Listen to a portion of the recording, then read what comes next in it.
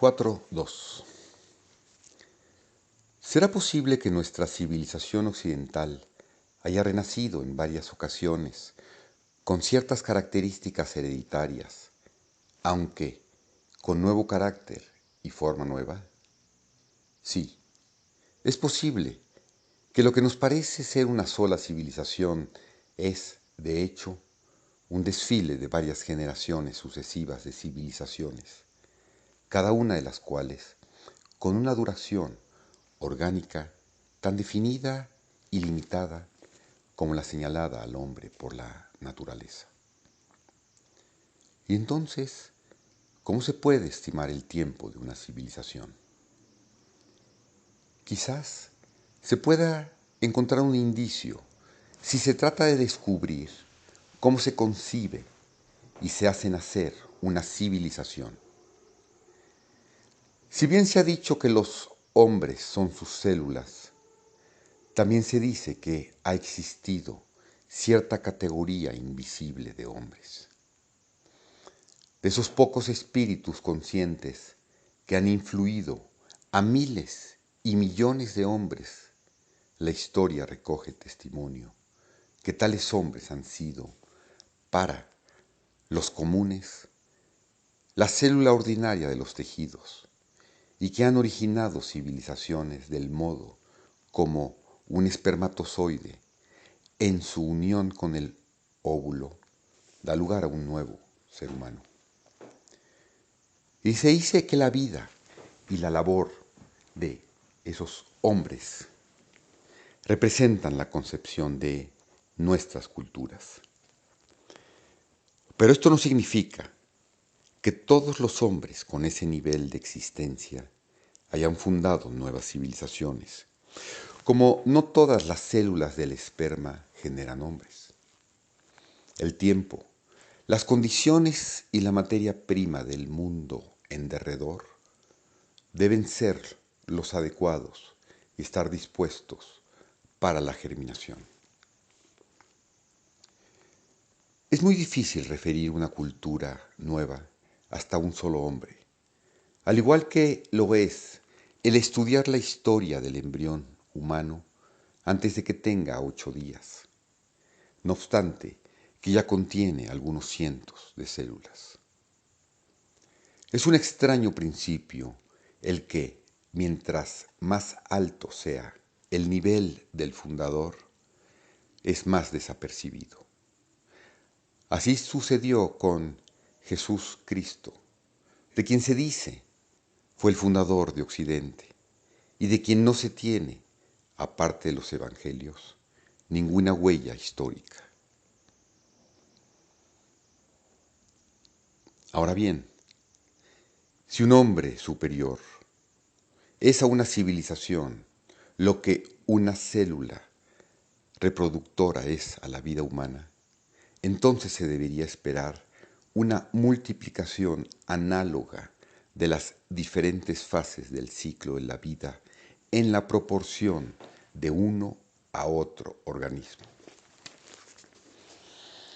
En el hombre, la gestación, la niñez y el término de la vida compleja dura 10, 100 y 1000 meses lunares respectivamente.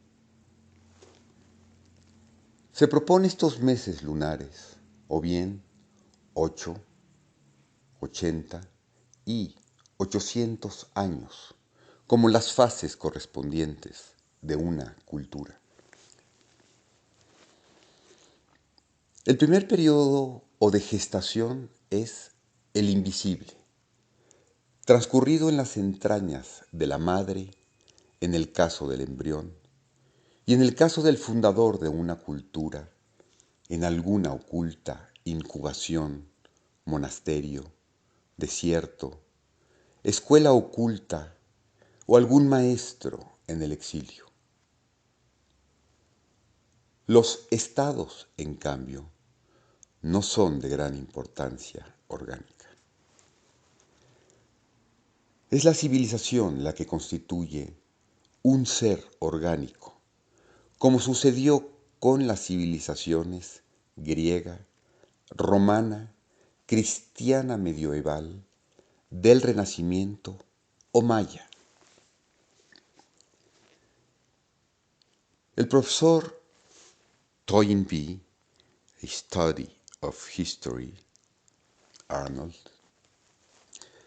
describió 19 civilizaciones orgánicas de esta especie, cada una con diferentes etapas: gestación, nacimiento, desarrollo, máximo poder e influencia, declinación y muerte. La mayoría de ellas están relacionadas con una o más de las otras, como su progenitor y su descendencia. La lista hecha por él de civilizaciones completamente desarrolladas es la siguiente: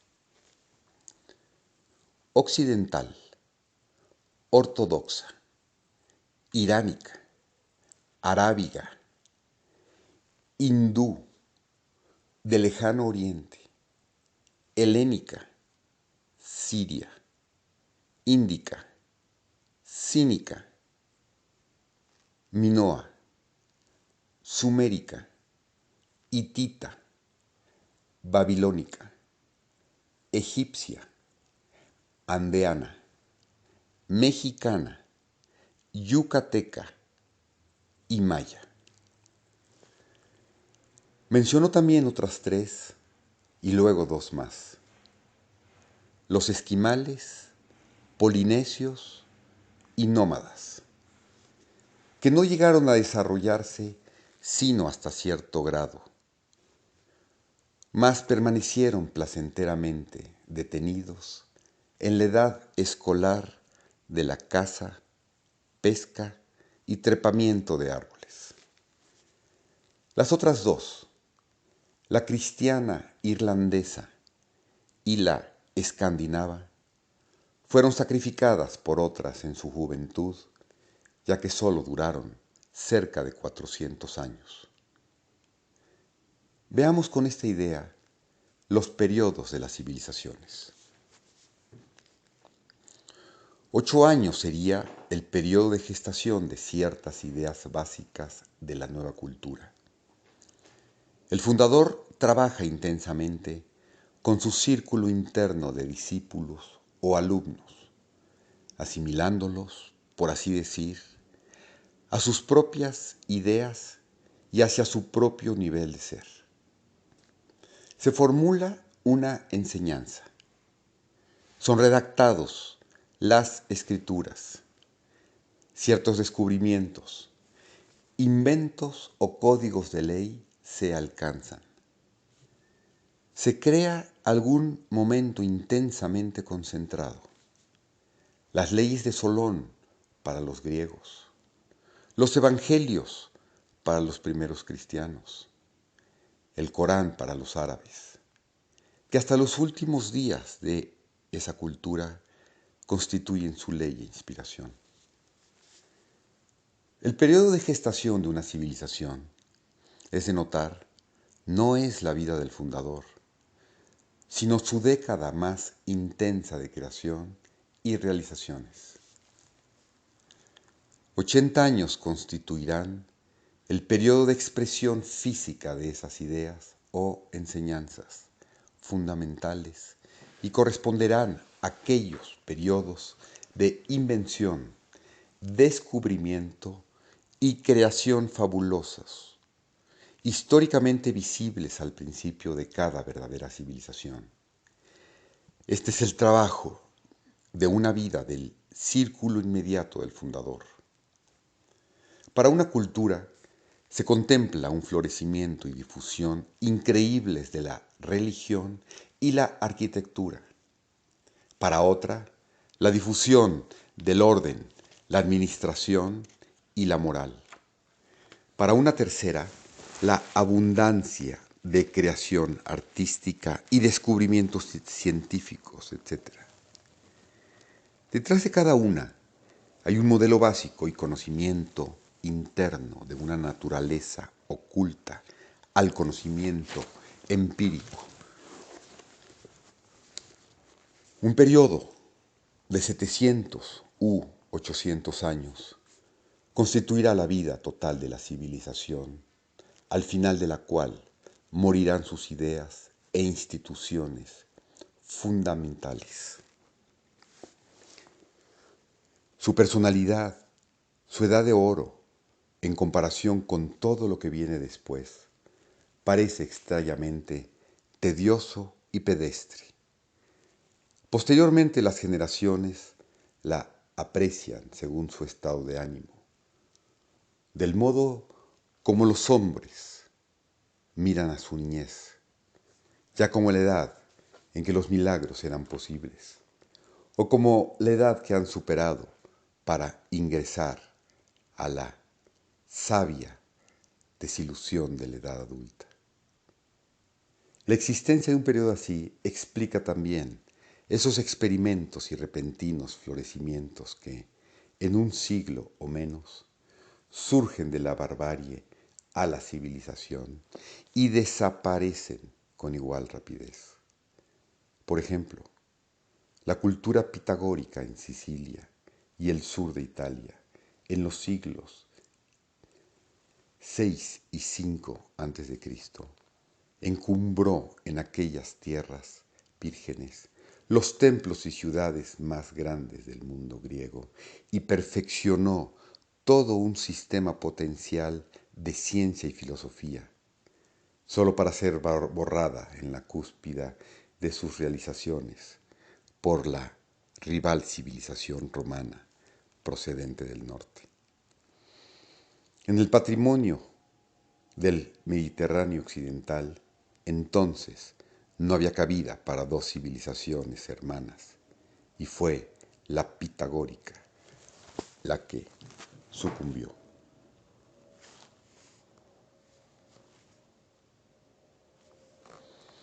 Es decir, perdurarán toda seña de su significado y uso originarios, aunque en algunos casos puedan subsistir como momias o monumentos del pasado mundo, como en el caso de las catedrales góticas en relación con nuestros días, recordando cómo el tiempo de vida de un hombre se termina por una extraordinaria conjunción de todos los ciclos planetarios.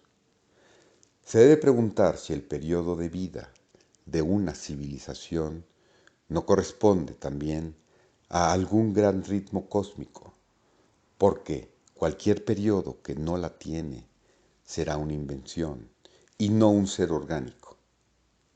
Veamos un periodo semejante. En un periodo entre 700 y 800 años, que abarca casi exactamente un número integral de días, años, periodos de manchas solares y todas las varias revoluciones lunares. Nota 24. Sir Napier Shaw, Manual of Meteorology, volumen 2, páginas 318, escribe: el ciclo lunar solar de 744 años ha sido invocado por el abad Gabriel.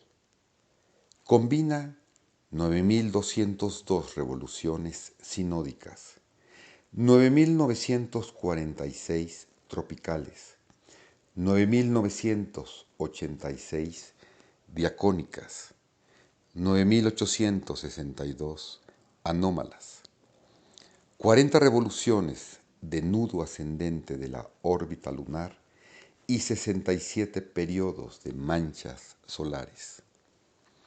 Es digno de anotar que un intento por establecer un patrón de tiempo para el surgimiento y caída de las civilizaciones sobre la base de un gran año de 360 años y su doble periodo de 720 años. Este inventor de los logaritmos, a modo de interpretación del Apocalipsis, A Plain Discovery of the Whole Revelation of St. John, Londres de 1611, incluiría casi todo lo externo que pueda conseguirse que afecta a la atmósfera de la exteria de la Tierra. Tal periodo es de 372 años, la mitad de un periodo todavía más prolongado de 744 años. Una civilización experimenta el máximo desarrollo, difusión, poder e influencia y a partir de entonces decae lentamente, dando lugar a una nueva civilización de la que con toda posibilidad se vuelve progenitora. La nueva generación resulta más vigorosa como la vieja, la cual se vuelve invisible, como un rey o papa que al ceder su trono al sucesor vive en el retiro y se vuelve invisible, aunque de hecho continúe viviendo y persista su influencia en una forma limitada. Hoy en día, aunque la civilización del Renacimiento cumple 4 siglos, sus maneras e instituciones están a medio eclipsar por las de su sucesora, la civilización tecnológica. Por otra parte, ocurre con frecuencia que la historia no percibe el nacimiento de una nueva cultura y puede encadenar 2 y hasta 3 generaciones de cultura, sucediéndose unas a las otras bajo un solo nombre. Así sucede con la civilización cristiana primitiva. Cristianismo primitivo, iglesia primitiva o paleocristianismo es el periodo de la historia del cristianismo anterior al primer concilio de Nicea en el año 325. Se divide habitualmente en 2 fases: el periodo apostólico, siglo I, y el periodo preniaceno, siglos XII, II, III y comienzos del IV. Para el periodo posterior, en que el cristianismo pasa a ser la religión oficial del Imperio Romano, se utilizan denominaciones como cristianismo bajo imperial y más adelante cristianismo medieval. Cristiana monástica y cristiana medieval, que son consideradas habitualmente como una sola, aunque tengan momentos completamente distintos y claramente definidos de nacimiento, con 3 distintas carreras y con 3 muertes. En esta forma, una cultura puede parecer mucho más larga de lo que fue o es. Cuando una cultura proviene de otra, nuevamente parece seguir la analogía de la generación de los niños humanos y emerger en el tercer o cuarto siglo de la cultura progenitora. Habitualmente, la última ya ha alcanzado un nivel muy alto y el fundador de la nueva sería como su producto más alto que combina en sí mismo todas sus realizaciones y comprensiones. Gautama el Buda, fundador de la primera civilización budista, fue un aristócrata, Sakya, que reunió en sí, en el más alto grado posible, todo cuanto podía darle la herencia y la educación de su tiempo. Y lo mismo se aplica a San Benedicto, que parecería ser el fundador de la cultura monástica cristiana del siglo IV después de Cristo, 480-543. También con mucha frecuencia, en la unión de elementos procedentes de 2 culturas distintas y geográficamente separadas, se reconoce con claridad en la paternidad de la nueva.